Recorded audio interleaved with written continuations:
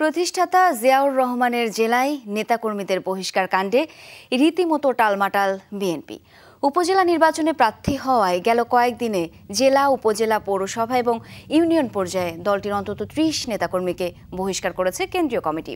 দলের গুরুত্বপূর্ণ পদে থাকা এসব নেতার দাবি, এমন দলীয় শাস্তি কার্যকর করার প্রভাব সংগঠন এবং আসন্ন নির্বাচনে বিএনপি সমর্থক প্রার্থীদের জন্য নেতিবাচক হবে।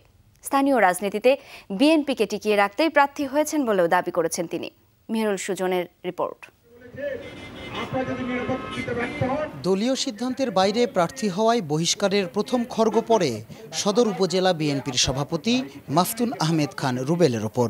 গত ৩-৪ দিনে একই অভিযোগে বহিষ্কার হয়েছে বগুড়ার বিএনপি মনা বিভিন্ন ইউনিটের ৩০ নেতা।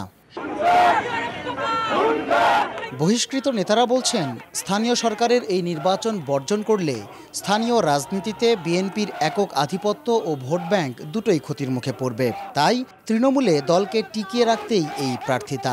আমাদের গোছানো রাজনীতি নষ্ট হওয়ার একটা সম্ভাবনা ছিল। লোকাল রাজনীতির স্বার্থে, স্থানীয় রাজনীতি, সুসংগঠিত রাজনীতি যেন নষ্ট না হয়, সেটা ধরে রাখার স্বার্থে আমি আজকে প্রার্থী হয়ে আজকে হয়তো এই ধরনের একটা পরিবেশের সম্মুখীন হয়েছি।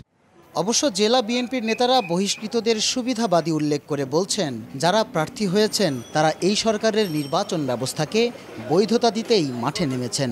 এদেশের সকল মানুষ এখন বিএনপির পিছনে ঐক্যবদ্ধ। সেই কারণে 2, 4, 10, 20, 50, 100 বিএনপি থেকে এই সমস্ত সুবিধাবাদী লোককে সরাইয়া দিলে সমস্যা নাই।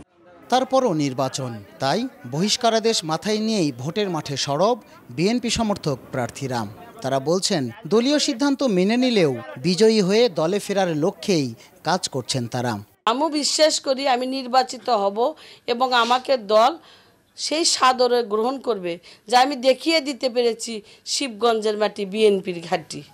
বগুড়ার 12 উপজেলায় এবার চেয়ারম্যান পদে 10, ভাইস চেয়ারম্যান পদে 7 এবং নারী ভাইস চেয়ারম্যান পদে 12 বিএনপি ও এর সহযোগী সংগঠনের নেতারা প্রার্থী হয়েছেন। মেহেরুল সুজন, যমুনা নিউজ, বগুড়া।